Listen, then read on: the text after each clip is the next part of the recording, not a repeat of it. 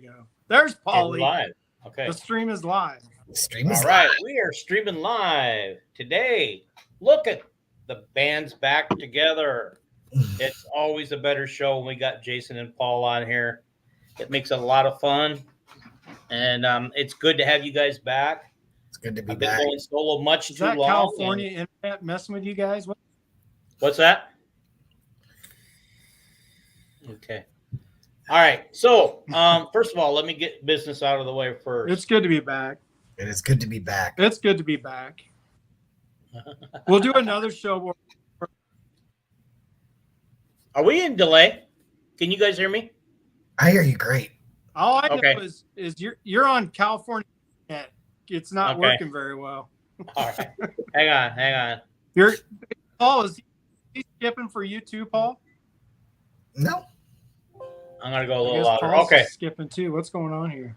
All right. Okay. So, hey, we should start this over. I apologize for the problems and the issues we're having already. We should probably reconnect. Okay. We're good. I'm doing good on this end. It's great here. Hey, I think we should probably reconnect. We're connected. Are you having a bad time, Jason? Because it's good here. Can you hear? You look like you're confused. Okay, I don't know what's going on. Okay. So am I spotty on your guys' end? No, everything's fine here. Everything's fine here. I'm not noticing anything other than you're answering questions way late. Now he seems frozen. He does seem frozen now. Oh, he's gonna try to come back in and out. Oh, there he goes. He's using his phone now. Aha. Oh, there we go. All right. Sorry, everybody. While he's doing that, I just want to say, don't forget to hit the subscribe button as you come on. Please like away. Please comments. Please share. Jared's already got a lot going today. So anyway, we're here mainly to talk about spring football. And Jason, we're a little confused because all the pundits and media people who have seen both Deacon Hill and Marco this summer or this thing said that both quarterbacks are equally as bad. But Marco hasn't done anything to take the number one away from there. Well, you already fudged up, so okay. I will correct you whenever you send it to me. Send what? To talk. I'll just take over. There is no. That's great. We're back, baby. There is no number one at the quarterback. Mm-hmm. And if you noticed, there was no number ones as far as the packages, right? Mm-hmm. You saw Marco on the field with the starters we think are going to be right with Caleb Brown and KJ, right? So the same thing with Hill, right? They all had the same opportunities. The only ones, twos if you can call it that, because of injuries, was the offensive line. They did try to mesh the offensive lines with certain groups, right, who they think are going to be ones, depending on injury and all that. But both quarterbacks got to play with that offensive line, right? So both quarterbacks really had they went against the same defenses. They had the same people on their side.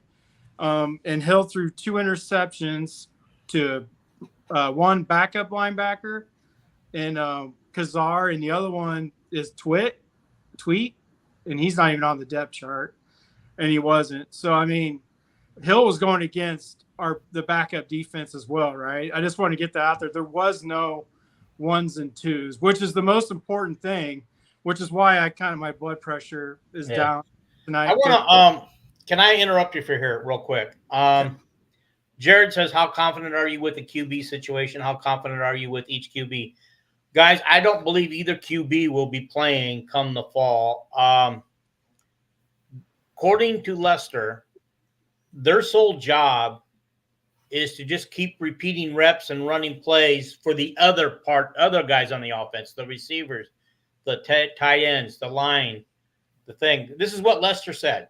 He didn't so say that they get their reps. He didn't say. Well, that's what he said. Okay, go ahead. I mean, if I heard something different, please correct me. Did I hear something different? Well, I mean, if they're doing it for themselves, they are competing for the backup quarterback spot. Right. Right. We all know. I mean, you're like taking it and running like a different. Yes, Cade is QB1. We all know that, right? However, these two they're not just going to go grab a quarterback out of the portal and make him QB2. Right. That's how it's going to work. That person's going to they don't know who they're going to get. Like these people that's not what Lester said. I mean, we're taking it and stretching it out to, I mean, unless you're saying we all know Cade is QB1. Like if that's what you're saying. Yes, that's what I'm saying.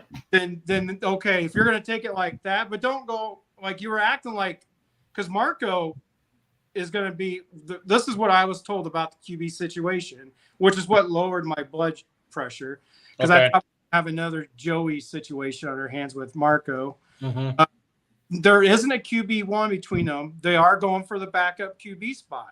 Well, Marco won the job. Like he won the spring game, right? And he's doing great through the whole spring. So, and I told you guys the night before the spring game, did I not? Marco's going to do great. And then everybody's going to have an excuse as to why Marco did great, right? That's why I'm putting it out there. He went against the same defense as Hill, and it's all on video if you want to go double check.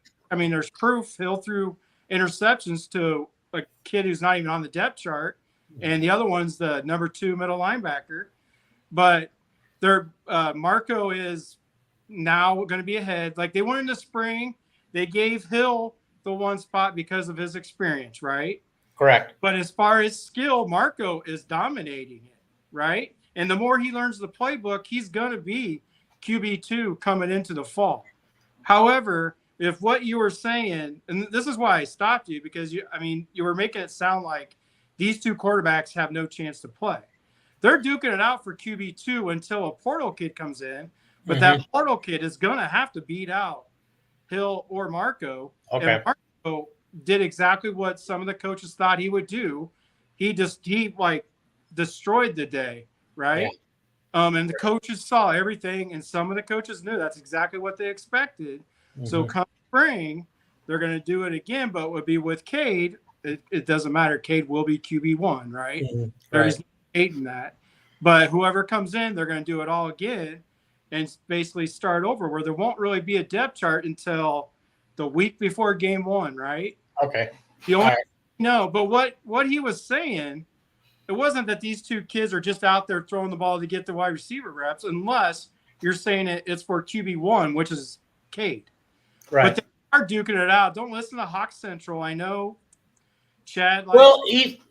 Chad's not the only one that said it. I've also heard it from Dockerman. I heard it from Corey Barada. Everybody seems to love. No, not everybody. I don't. Anyway, all right. I want to give Paul a little bit of an opportunity to speak. We've kind of overshadowed him and let him hit there.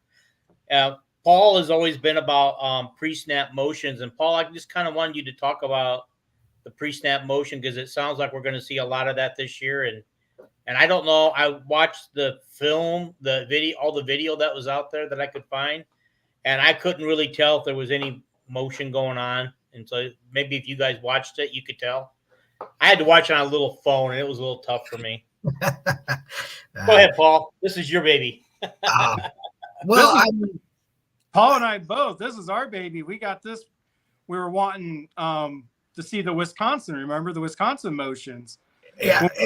I wanted that Purdue game plan that we ran in 2022.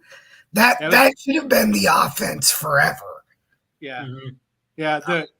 That's actually what started us, is what I did that whole video on the Purdue video with the motion. And why Brian didn't continue to do it is beyond us, right? That's basically what we talked about. Where was the pre-snap motions, right? But it sounds like it. And this is something that, like I said, Paul and I did this on your podcast 2 years ago. It disappears. Mm-hmm. Now, is Kirk gonna, like, is it Kirk that made it disappear? Like, why do you run stuff that's confusing for the defense and then all of a sudden stop doing it? So, I mean, I don't know. I mean, I'm just holding off for game one, right?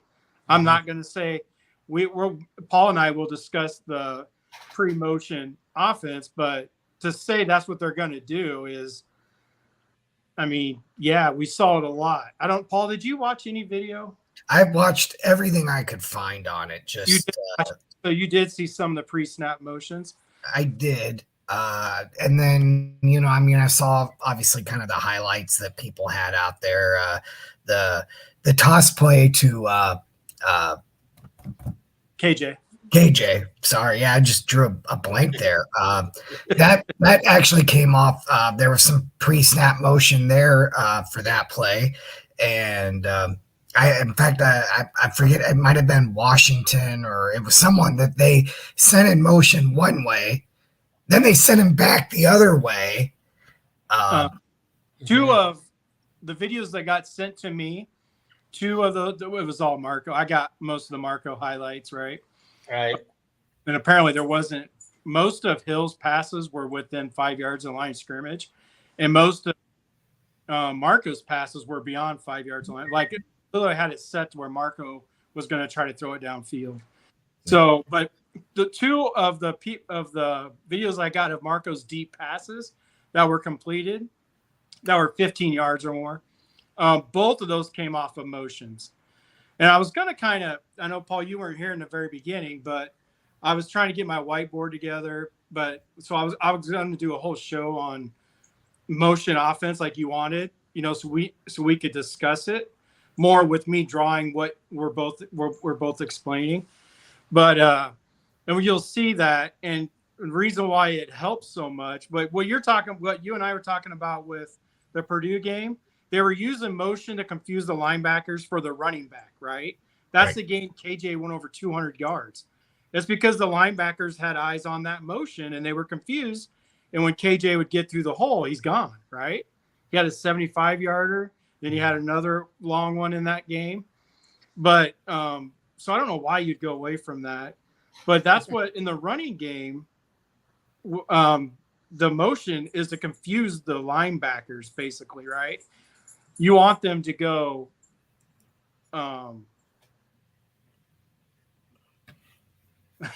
yeah, you can. But you want the motion to confuse the linebackers' eyes so they don't, see exactly what's going on right away. The offense that I just absolutely love to watch is like the Navy offense. Those guys run a ton of motion in that kind of the triple. It's a triple option offense, but the principles can still be kind of the same, where you're moving guys around and you're creating situations where you get the defense off balance. It's more about leverage, right? You're creating leverage points. Leverage here to block. Yep. And that's for the running game. And then in the passing game, now you're getting guys confused on their responsibilities if they're in man, or maybe you're able to flood a zone by moving a tight end, and you have two, so now you've got three guys on one side, and maybe so there's so many different positives to this. Yeah, like, I mean, I could go back to what you're saying. Also, to add on to it, is it tells you what the defense is doing, right? If they're in man, well, they're going to go across formation with the receiver, right? That's going to tell you, well, they're in man. Or they're going to adjust their zones, like you said. If they're going to flood one side, well, the defense will have to move a little bit, and then they could also give out. Well, it tells the quarterback, okay, they're in cover 3. I'm seeing this, right? Or they're in cover 4, or cover 4 a lot of times will look like man. So, I mean, you still have the after the snap thoughts just in case. but it gives you kind of a tell as a quarterback what defense you're going against. And I can bring that back to what Tom Brady said when he first got to Tampa Bay. Remember that offense they ran where what's his name? The kid who threw over 30 interceptions in that offense. And then when Tom Brady first got to Tampa, he was throwing interceptions and he hated it. And it's because I can't remember the head coach's name, but his offense literally has zero motion in it. And it just drove Tom Brady crazy. So they had to adjust where Tom Brady says, I need motion. So that way I know what the hell the defense is doing. Like, motion creates so much. Okay. Why don't you, this is supposed to be like what Kyle Shanahan's offense that we're taking from the 49ers. Can you explain a little bit to everybody who probably doesn't understand, like myself, exactly what that is? I know what I see with my eyeballs, but sometimes I don't realize what I'm actually looking at. Did you want to go, Paul, or you want me to go? Yeah, Paul, if Paul wants to go for it, Paul, because you haven't spoke much. I'll take a little stab at it, but I mean, really, Coach is the expert here. He's the offensive mind of the two of us. But I mean, from what I gather on this, like I kind of said earlier, it's really about creating leverage. It's getting guys in space. It's getting athletes in space, getting the ball to guys who can then, turn up the field and do something with it. Maybe even some of that West Coast principles that we maybe saw in the early Kirk Ferentz years, where we're getting running backs involved in the flat, in the passing game, designed not just as check down stuff, but it's quick hitter stuff that you can keep the defense flowing a certain way, and then maybe you can come back with counter stuff and what looks like a quick throw to the flat could turn into a shuffle pass to the tight end in the back of the line of scrimmage. There's a lot of possibilities there. Okay. I had two play calls. Spider 2 wide banana. And you know what that is, Paul, by chance?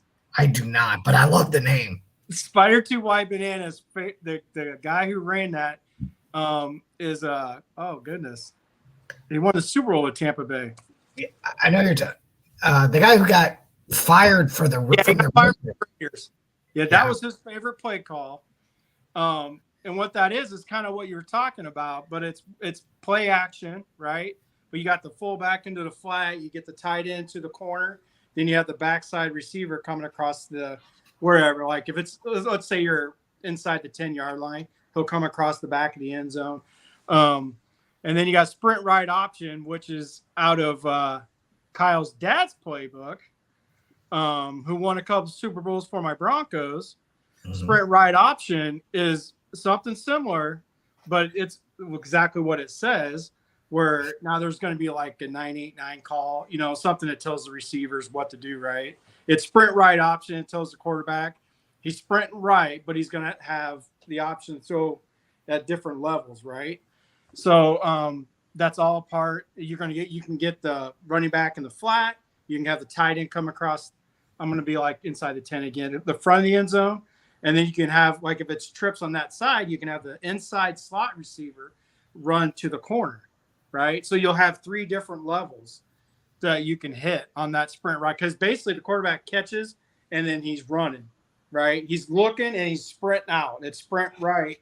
He has the option to throw it, run it, whoever's open. Like if it's open for him just to run it, he can run it.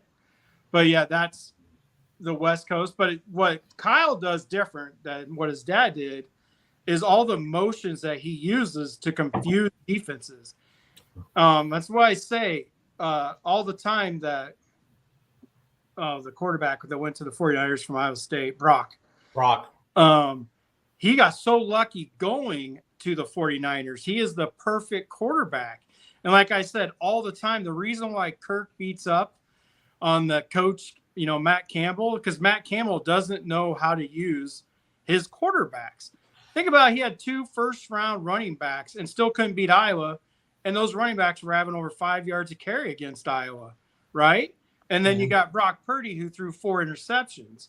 Well, that offense is simpler for the quarterback as far as it tells you all the pre-snap motions for Brock, tells him where he probably needs to go with the ball right away. So he reads it. There's always a post-snap read. It's never as easy as the way I'm explaining it.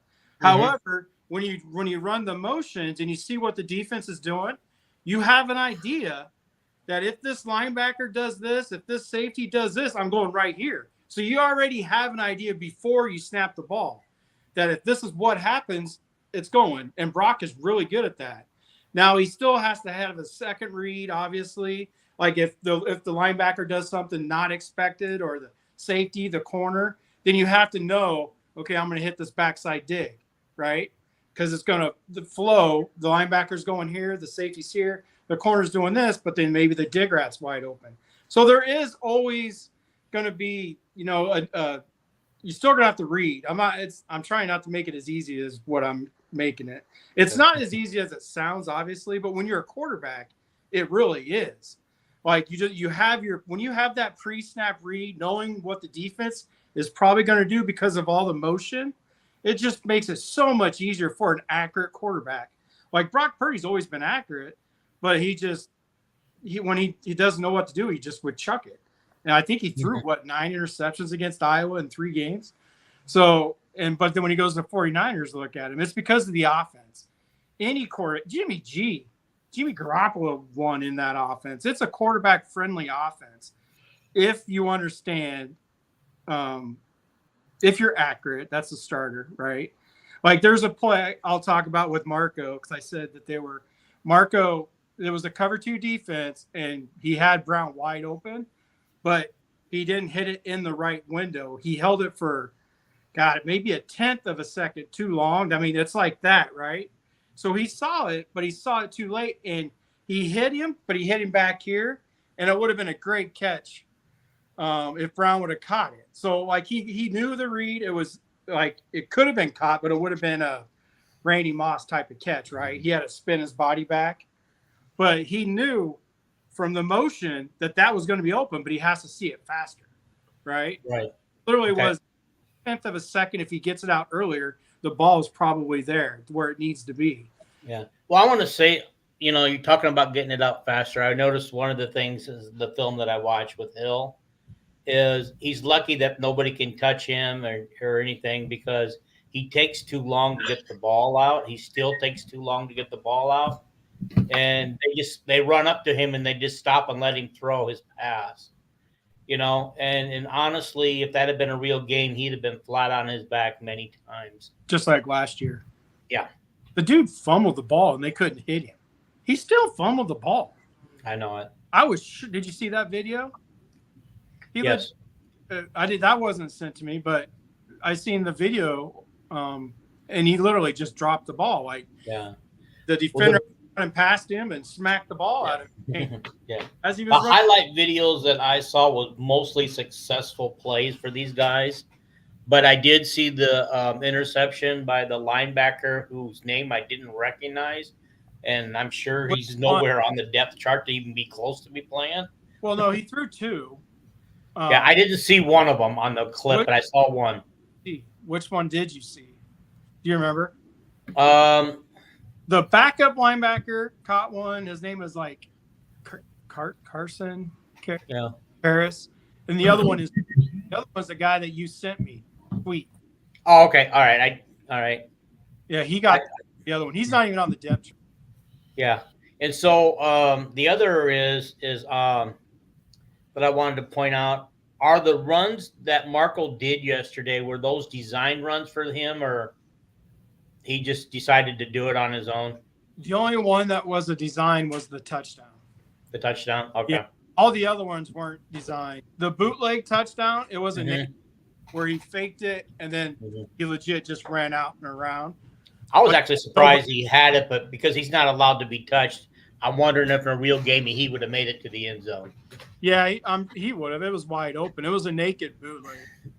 Nobody knew that he had the ball, which is the point of that play. Okay. I mean, that's an old style play.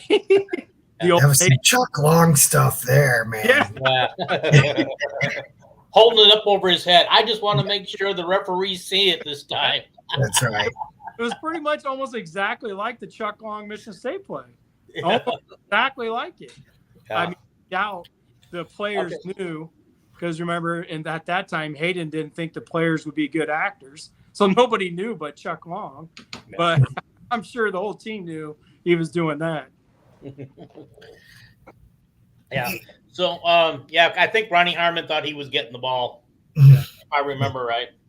And Chuck just didn't give it to him. He just hit him and took off.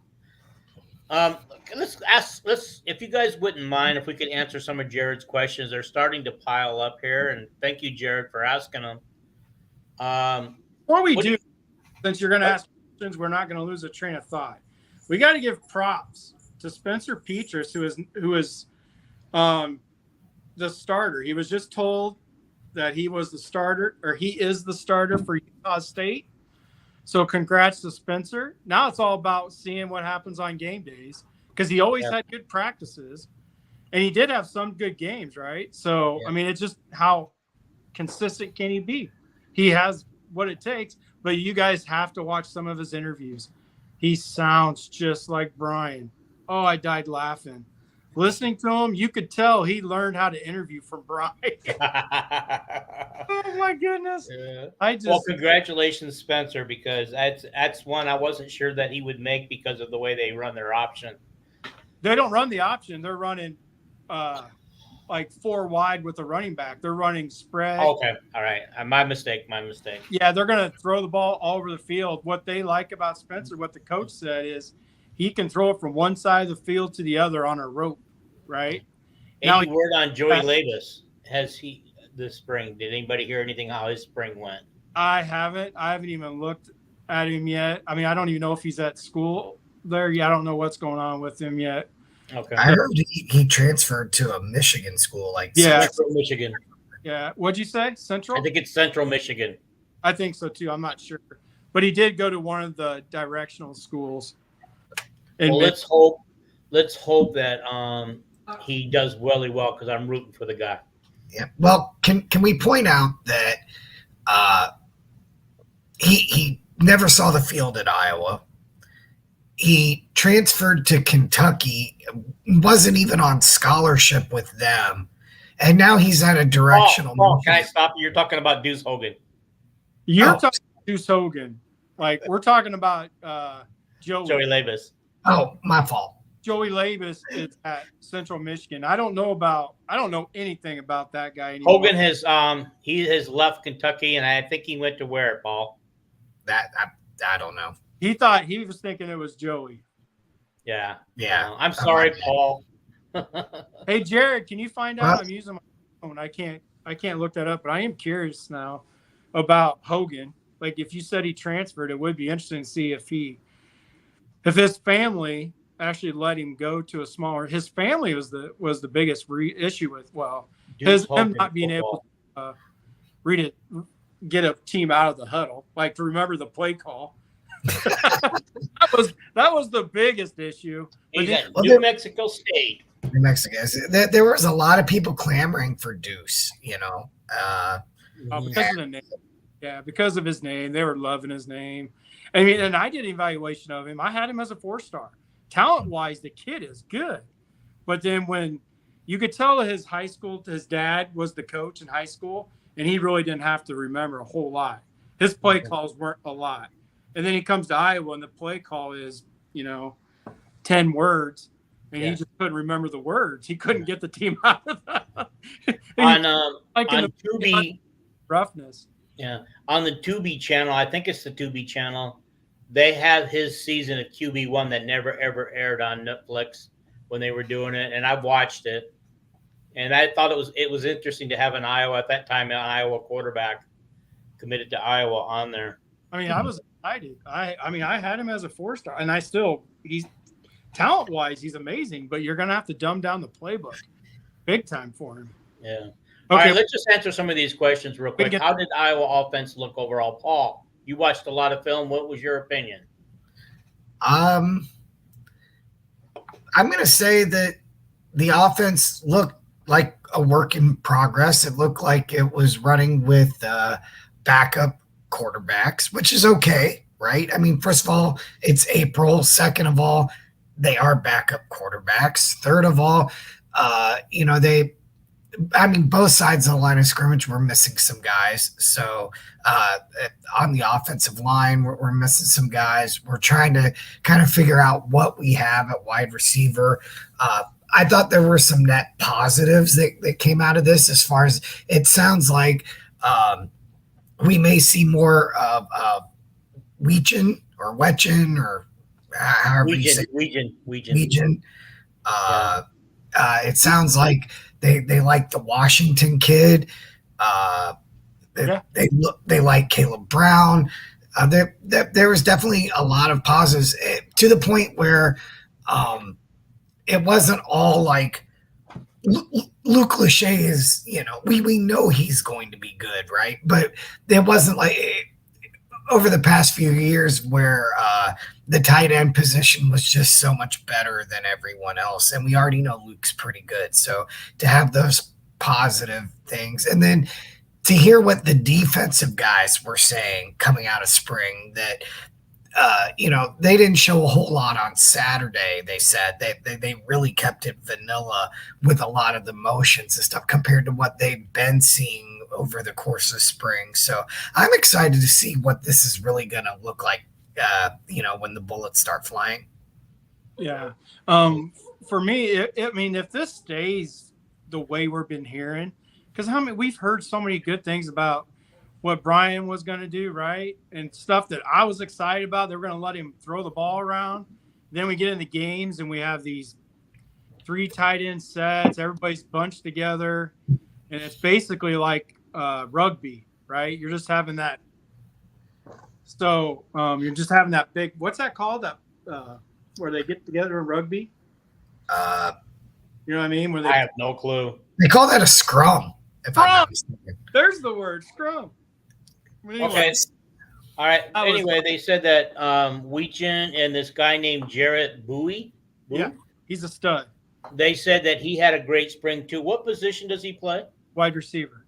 Wide receiver. That's good because we need some good wide receivers. Yeah, no, I love that dude. I mean, I love. Is it really Weechin? Weechin, yeah. Weechin. That's how they were pronouncing it. I made sure I listened. So you're going off the Weechin. So I'm excited for Weechin because he can take the top off of the defense, right? But the offense, from I'm excited. I just hope everything stays the same. I hope that. What does that mean? I was wondering if you guys could see. They give the pronunciation in the book. Oh, Weechin, like a gin. Weechin. You said you were listening, not reading. Oh, well, I have my book right here. I always keep it nearby in case I need to look something up, and I happen to have it right here. Okay. No, I was listening to how the pundits, the other pundits, I call them pundits. I don't know why I do that, but pronounce it. Okay. What are your expectations for Iowa's offense? Points, average passing, rushing yards? I personally don't have any expectation as of now, except to be a little bit better than we were last year. I don't have any expectations until game 1. I mean, we've been down this road, and I was against Leicester because I did not think that they would be running the offense. I'm more of a passing guy, obviously. So that's why I wanted the Duke OC, because I love his style as well. But if Leicester is actually able to run this offense with because it's going to open rushing lanes. That's something I don't think we brought up with the motions, is it actually opens rushing lanes as well.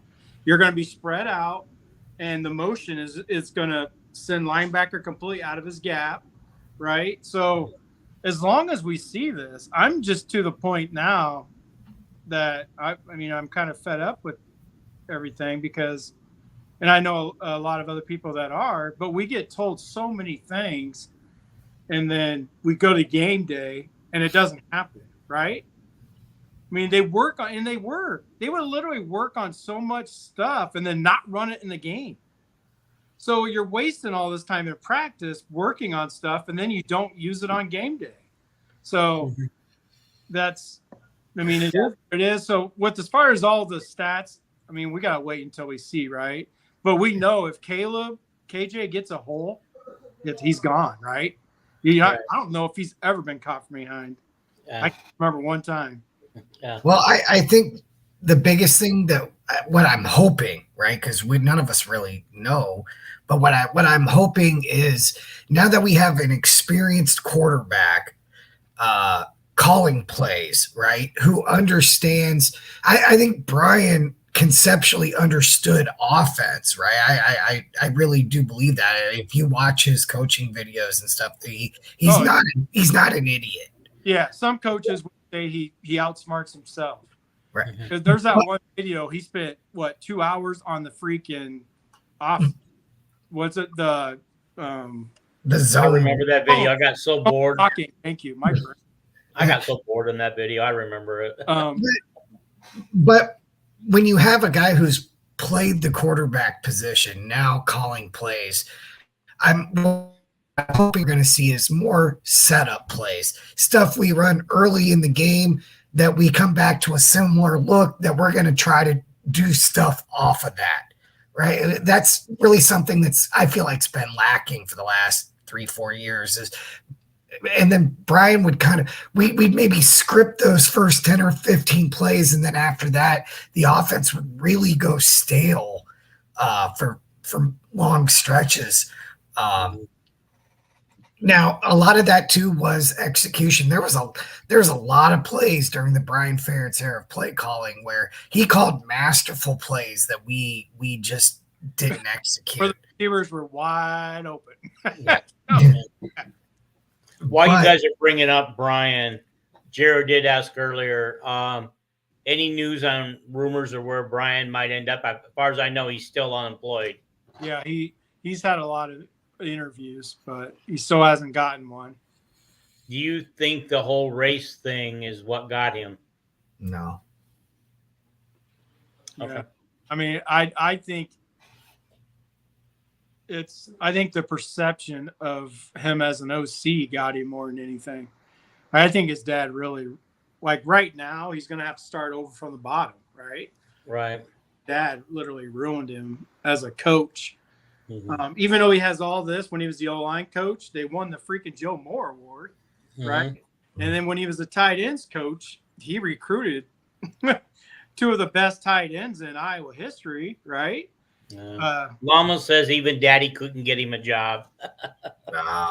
No. I think Belichick retiring may have hurt him a little bit because I thought so too, because I think if Belichick hadn't left the Patriots, I think he would be looking for the Patriots today. And Josh McDaniels getting fired because he wanted to hire him as a tight ends coach 2 years. Yeah.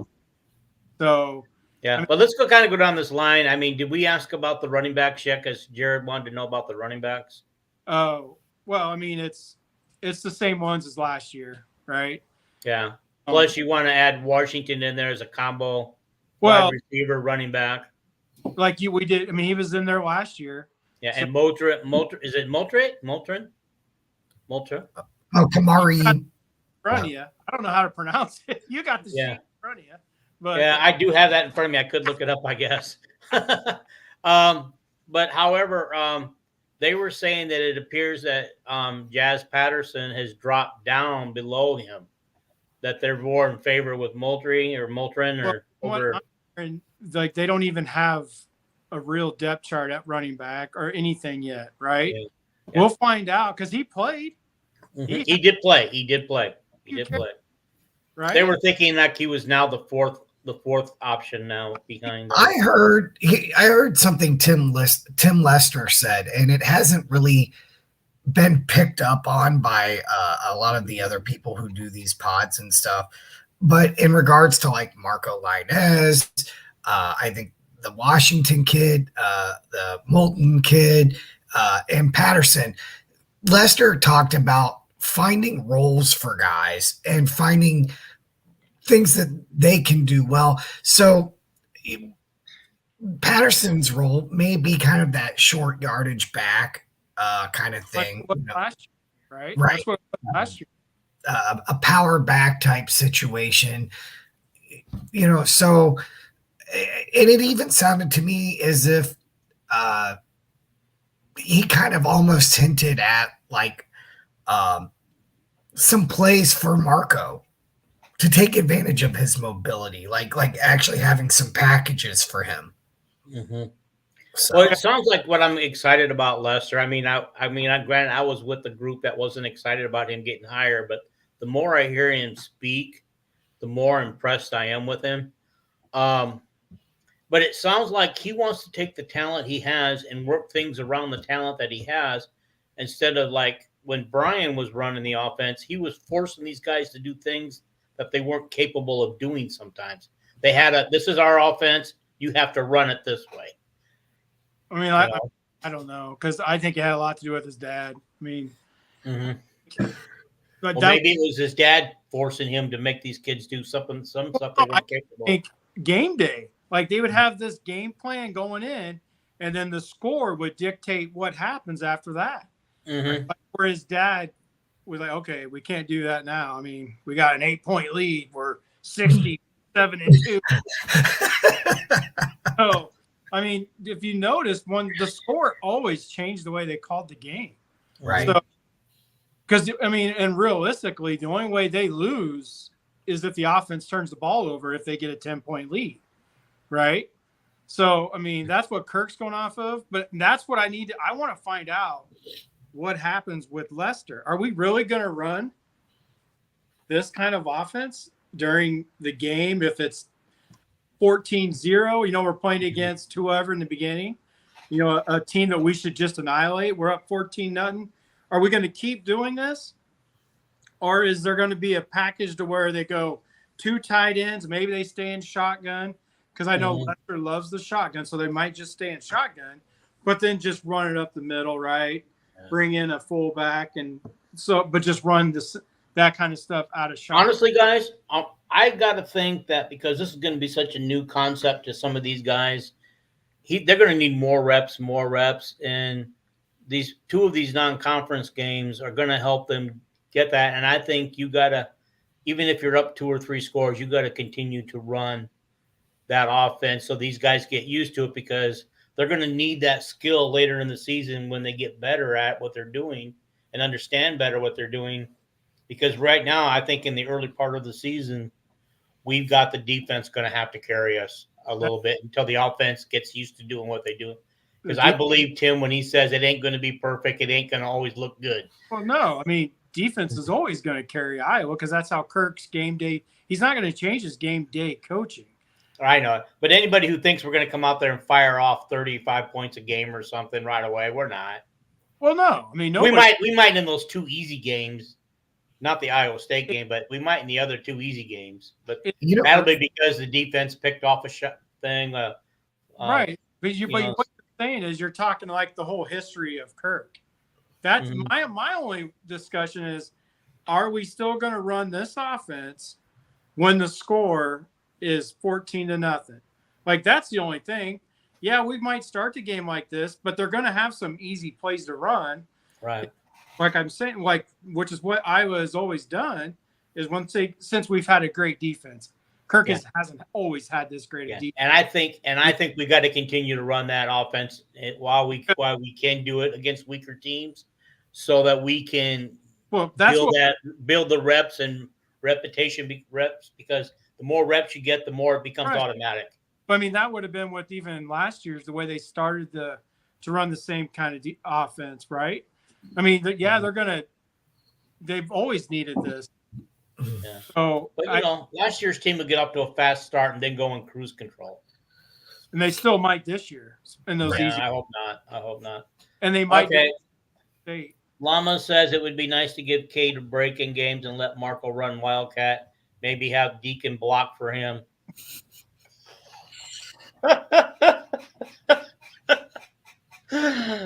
Okay. Send Deacon out and stand behind him like everybody thinks Deacon's going to get the ball, but the ball goes to Marco. And then is Llama, what's his name? Nicholas? Yes. Yes. You can tell his style, can't you? Oh, yeah. These comments are. I honestly don't think Deacon is going to be on the fall roster. I just don't. I think that if Kirk and Tim Lester are going to have a conversation with him that Marco is number 2 going into camp, and they are, and if they identify somebody they like in the portal, they're not going to keep 5 quarterbacks or 4 quarterbacks or whatever, and they still need to. Right now I think they're at 90-ish guys, and they've got to get down to 85, and you can't bring in another quarterback and keep.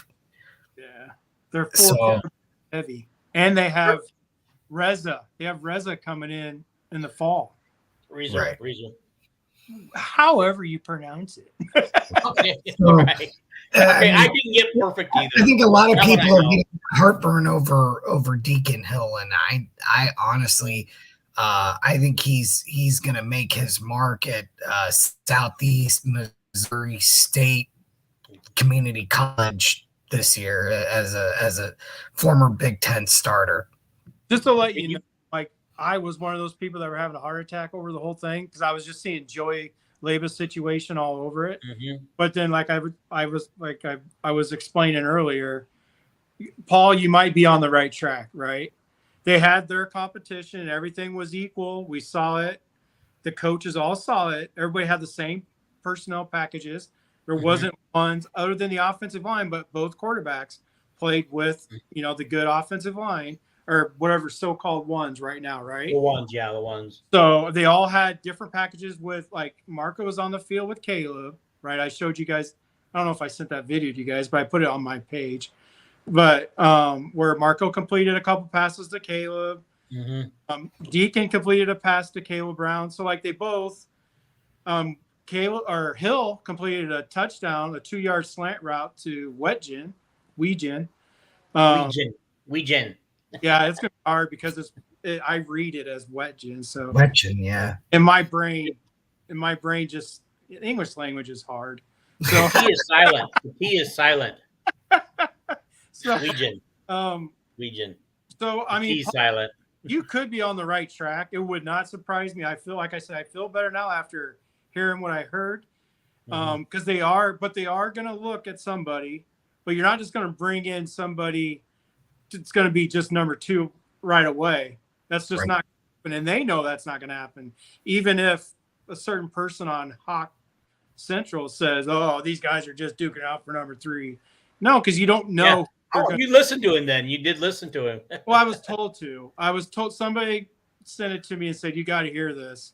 Oh, okay. And it's somebody that's affiliated with Iowa. So I listened to it. And I was like, I mean, I shouldn't talk about it. But anyway, you made me lose my train of thought because I went back to who told me to. I just go back to the numbers game. Of how many, you only get 85 scholarship guys, and even if the Swarm Collective or whatever could put 1 or 2 guys, pay for 1 or 2 guys, whatever that case may be, for their scholarship, yeah, right. We're still not going to keep 6 scholarship quarterbacks on the roster, right? And right now, I mean, as it stands, like you said, we got the Bishop Kenny kid coming in, Deacon Hill, Marco, McNamara, Tommy Paholski. Yeah, he's a walk-on. So he's a walk-on, yeah. He won't count as a scholarship, but you're right, he's there, right? I mean, we're gonna have 5 people there playing quarterback.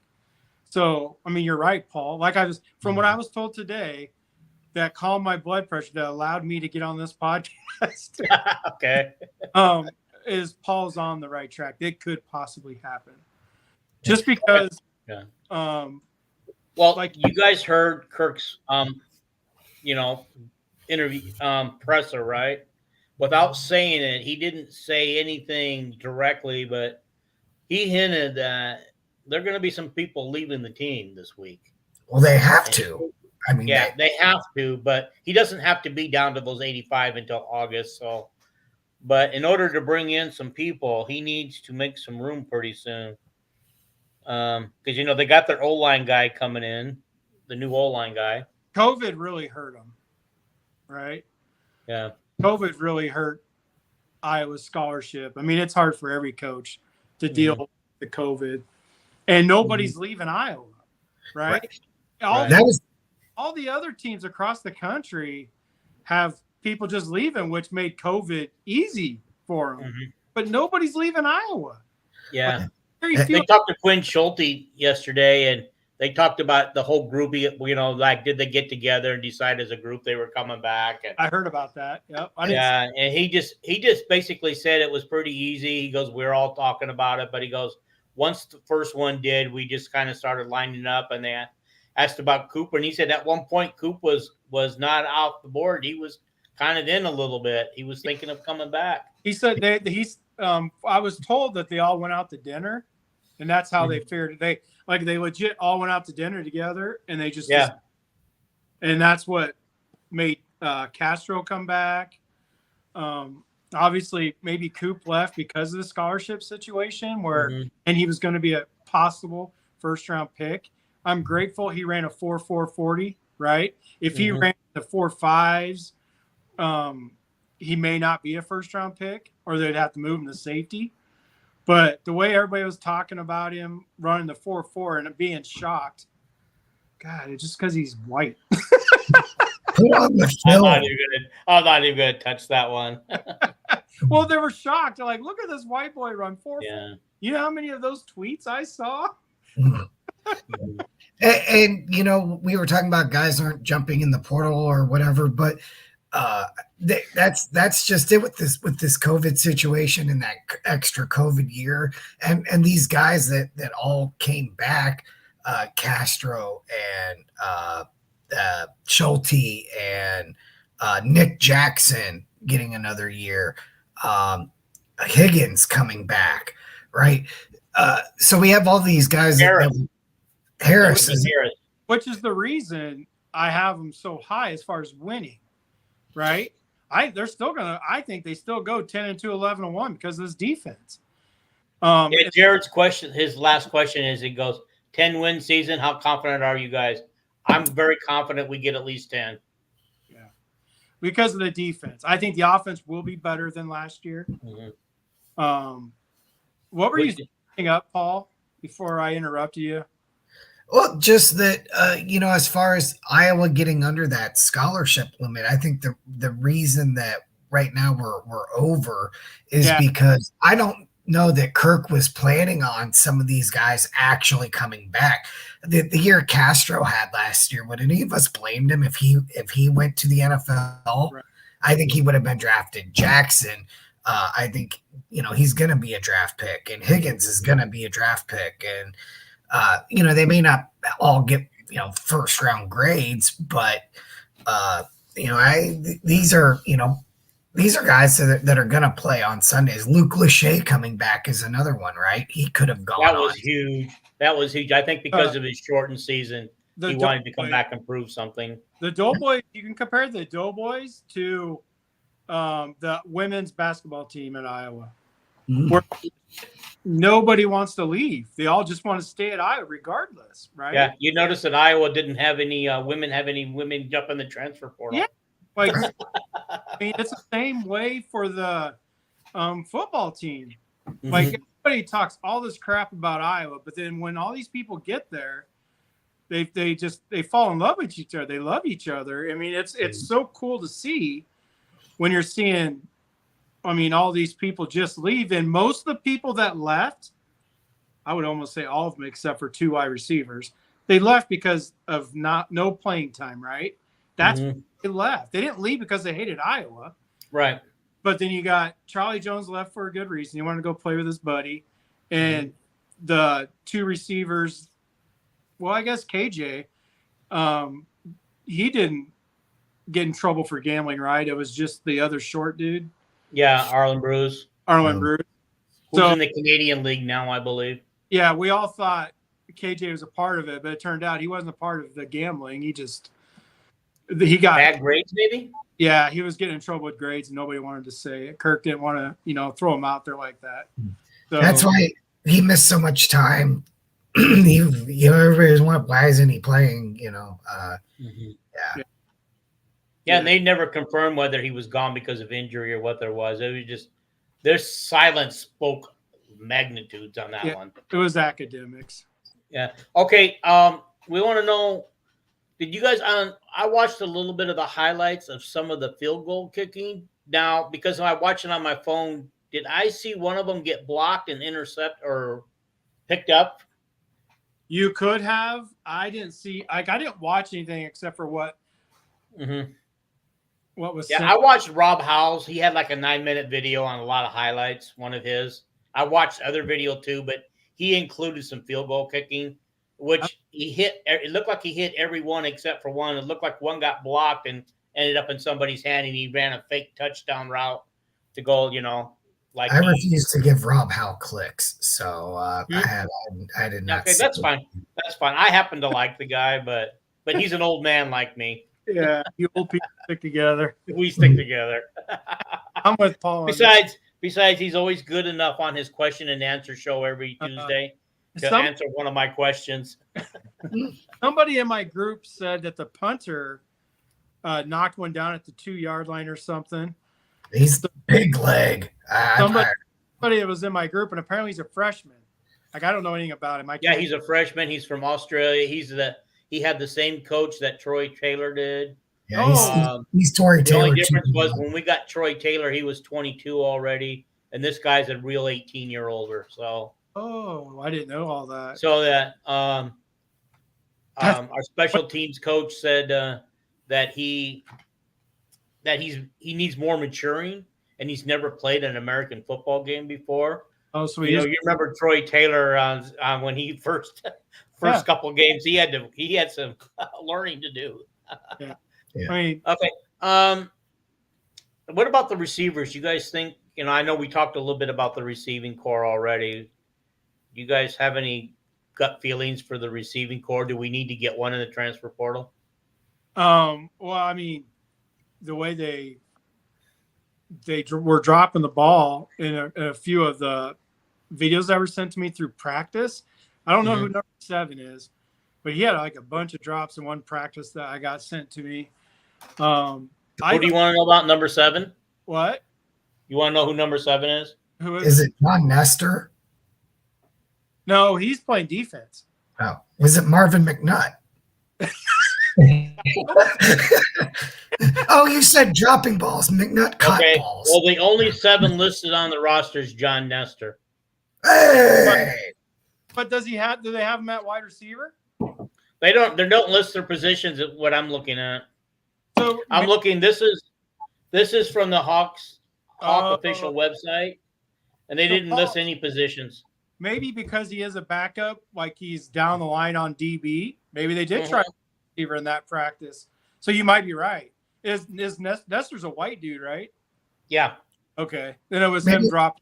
Could it have been Alex Mota? No, it wasn't him. I love that dude. He's grease light fast. I love him. I do. But I think what we're going to see, I mean, we have a lot of good skill position receivers as far as what they can do with the ball in their hands, right? I think the best thing would be for them to get our receivers in the open field, right? Mm-hmm. That's all. I mean, we don't have to worry about it. They're going to drop a lot of balls, I'm sure, if they're not. I mean, even Caleb Brown, we've already seen him drop a bunch of balls last year. Right. So I think this might be one of the most exciting anticipated seasons in a long time. Other than Bowie, I don't think we really have a possession receiver. Bowie is really good. No, what's a possession receiver? What if about you could explain that. Seth Anderson? I think he can. That would be a good possession, but he's hurt. That's why I didn't. Like, he didn't play. Why is my charger not working? Uh-oh. Are you getting ready to die? Well, it went down to 20%. Like, you know how it tells you? Yeah. It's been plugged in this whole time, but it went down to 20. But anyway, the only real possession receiver, which is he's got the best hands. That's when I say possession, Dean, it's somebody who has the best hands. Your third down receiver. Okay. Go to because you know the ball won't be dropped. So you keep the possession going. Yeah. You're Okay. Nico Ragaini. Yes. Okay. We should be wrapping this up pretty good, but I did want to say congratulations to Spencer Lee for winning the Olympic trials. He'll be headed to Istanbul, Turkey to qualify next month because his weight class is not yet qualified for the Olympics yet. All right. However, Jacob Warner tweeted earlier today. He said congratulations to his buddy and former teammate going to the Olympics. And I said, well, I think he's got one more step in Turkey to go because I don't think the weight has qualified yet. And he wrote back and pretty much chewed me out and said, hey, he said it on his Twitter. He's an Olympian. He's going to the Olympics. You know, so it's done deal. And so I asked Jared about it, and Jared sent me a YouTube video over it, and I haven't watched it yet. But yeah, good job, Spencer Lee. If you look as good as you did against your former teammate at Iowa, you will go a long way. Don't forget to give Spencer Petrus a nice shout out as well. Well, we already did earlier. Did Jared ever look up what's his name from Kentucky? Oh, Jared, would you do us a favor real quick? I thought they said New Mexico State for him. Oh yeah, that's right. That's Mexico State. I did that already. Yeah, you did. Okay. All right. Thank you, Paul. My brain wasn't caught up, but I think it is now. Okay, those of you still watching, please hit the like button, hit the subscribe button, leave some more comments after the show, and share this. Share the algorithm. I've been picking up slowly but surely. Each show I've been picking up a extra or a subscriber or two. So please keep doing it. Sounds good. Okay. Nice. I'm going to leave it there. Paul's got to get to bed. Yeah. Paul, good night. Good night, fellas. Good night. Well, it was good Hey, to guys, see you. it's been a good pleasure being back with you guys. Hopefully we can do it again soon. Yep. I'm sure we will. Good night, guys. Go Hawks. Go Hawks, everybody.